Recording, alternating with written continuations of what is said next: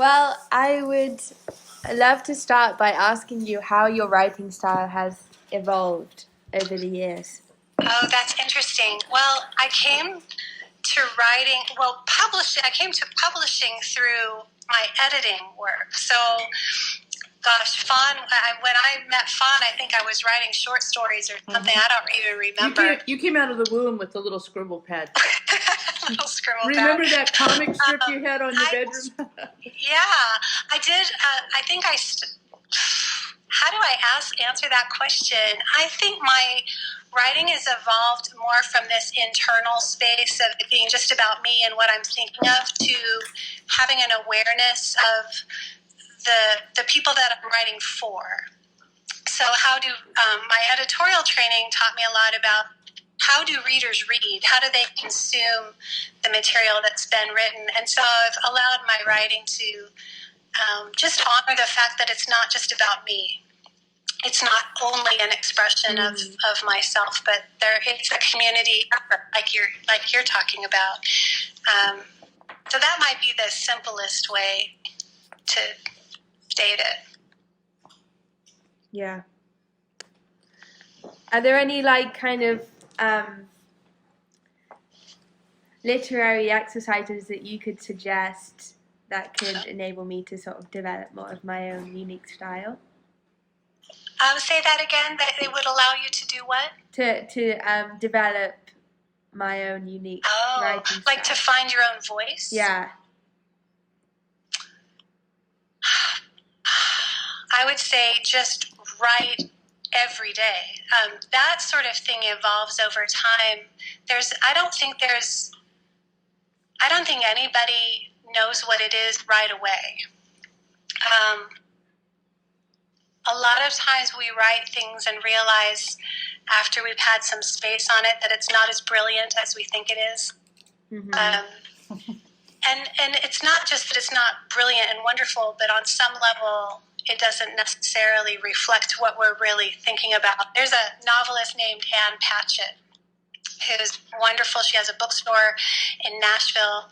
She has this great passage about trying to capture what's in your head and translate it to a piece of paper, this three-dimensional abstract ideas, put it on this flat piece of paper, and we always lose something in translation.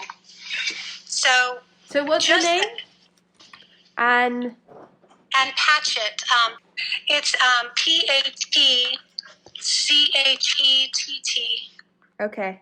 I'm going to Nashville in June, so maybe I'll go to that bookshop. You are? Yeah. Oh, her bookstore is called Parnassus Books. Yeah, okay. She's a fantastic novel. Do you write? What are you writing? Well, I've recently been writing poetry, but I have also done some blogging in the past, but don't really have much of a desire to blog right now. So, yeah. I love poetry. What are the poets you like? I love Queen Christina Rossetti and of course Shakespeare and so that's wonderful. I love poetry. I'm really into sort of the Victorian style. Yes. Yeah. Yes. Okay. Well, so for you, I mean, do they represent your voice, or is it more like the modes of poetry that you are drawn to? Like, how do you see yourself fitting into the poetry world?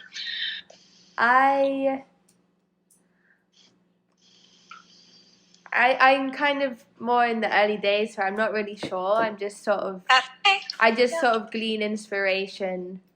Mm-hmm. So I haven't really figured that out yet. Yeah. Well, so as far as finding your own voice, I would just say try everything. Yeah. Don't try to define it too tightly too early. Mm-hmm. Just,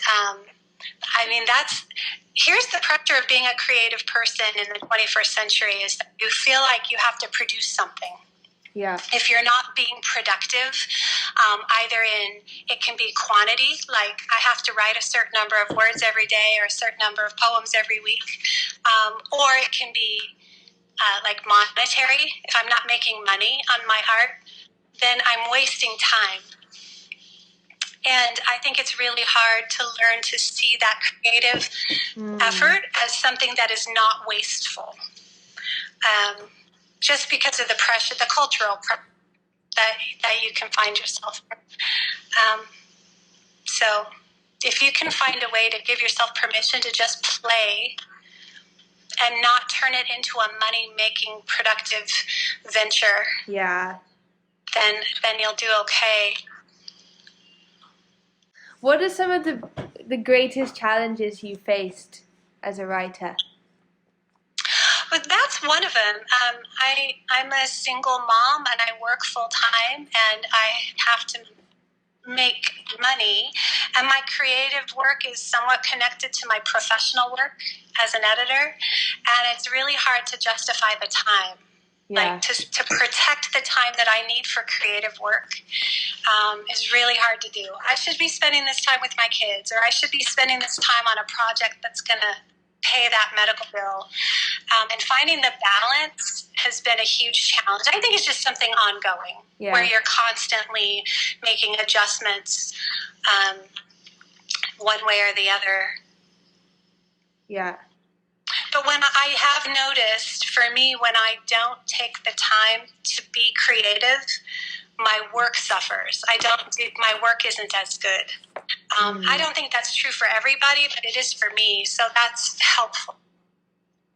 So what made you get into writing? What stirred that passion? I had some teachers in high school who were very encouraging to me and said, hey, you can write. Fawn was one of those people. I have to tell you a story about Fawn. When I was in high school, she said to me, Erin, you can write. I'm going to send you to a writer's conference. Is she still there? Yeah, I'm here. She's here. Do you remember that? I do. You paid my way to Biola when that conference was still going on. Yeah. And so I went. And when I went, met an editor there that I had the chance to interview about work in the editorial field, because I'm thinking, what am I going to do when I graduate from high school? And he was the man who gave me my first job at college. We stayed in touch through the following year. Oh, I was in college at the time that you did that. You were, Erin. Westmont. You were at Westmont, yeah. Yeah. So I started working in editorial, and learning the editorial work was extremely helpful to me in learning the skills that I needed to write. And I ended up connecting with a novelist. I was his editor for years, and he came and said, hey, do you want to write some books with me?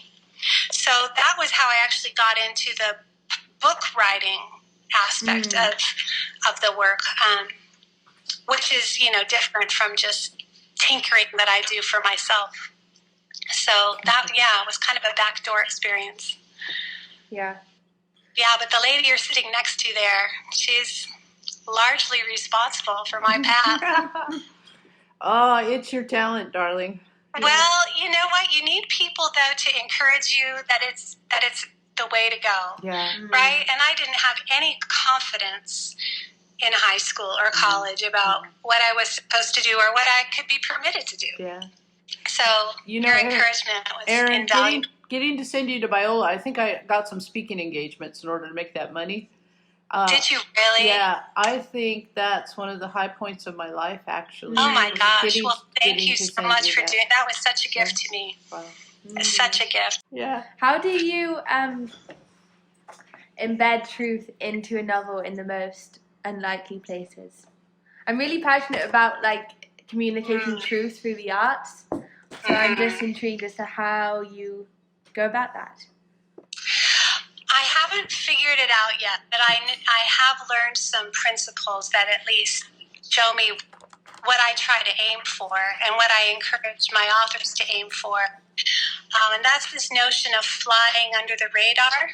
I don't think most people today respond positively to a gospel message. Yeah.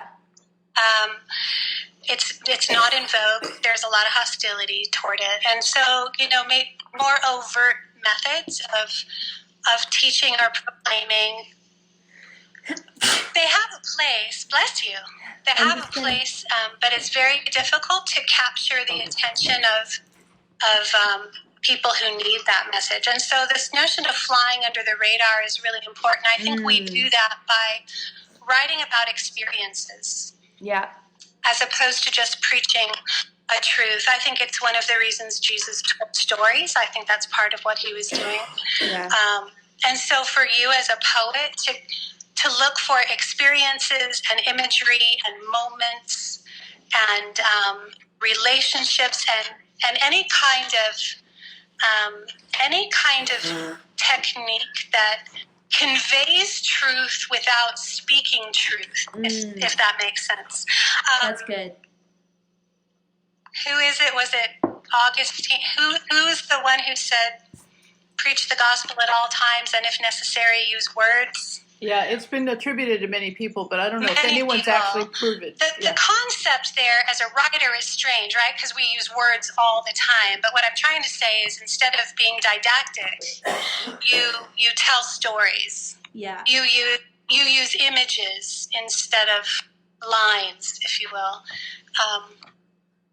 I think Tolkien called it sneaking truth past sleeping dragons. Oh, that's a great, beautiful image. Yeah, I love that. That's exactly what I mean.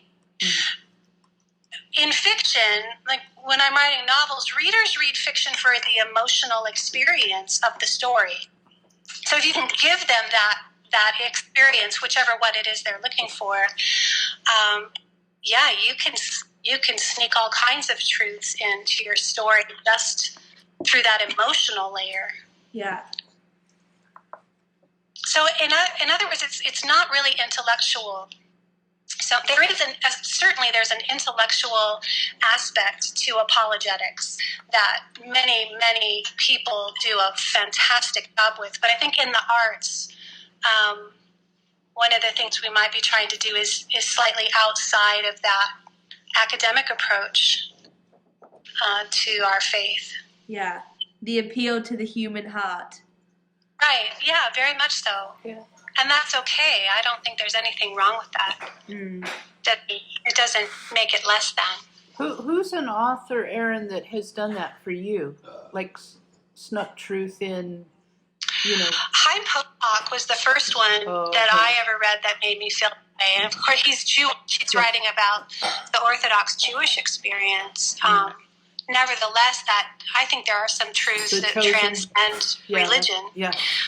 So he was for me he did that for me. So for example, Han, I don't know if you've ever read him. One of his most famous books is about a Hasidic Jewish boy who has an artistic gift. And of course, because in Orthodox Judaism, there's, no graven images. It's idolatry. The arts are frowned upon. But through a series of events, he eventually he comes under training with some of the great artistic masters and learns to paint. And in the process of doing this, he paints his mother, who he has observed be oppressed by some of their family tradition. He paints on a crucifix, which is one of the most offensive images in Judaism.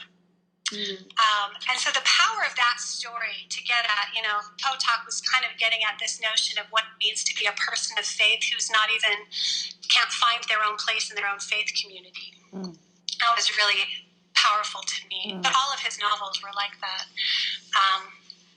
Who else? Let's see. Trying to think of some Christian novelists who do that. I work with Ted Decker. A lot of his novels, they're very symbolic. They're not overtly Christian, except for one of his series is. He wrote really dark serial killer novels. Yeah. And they were really hard to read. But through them, they were really stories of redemption and stories of worthiness and love.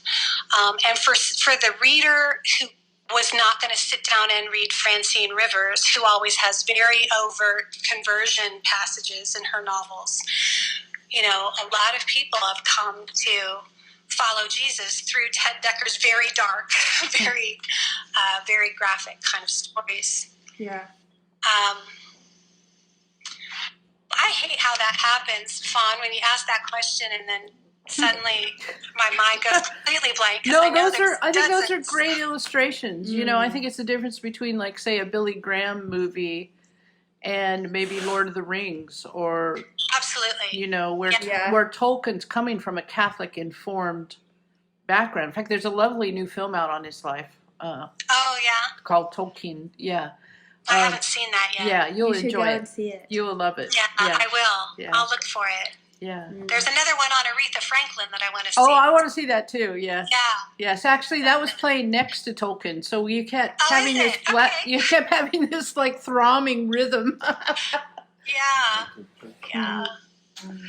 What advice would you give to your 18-year-old self?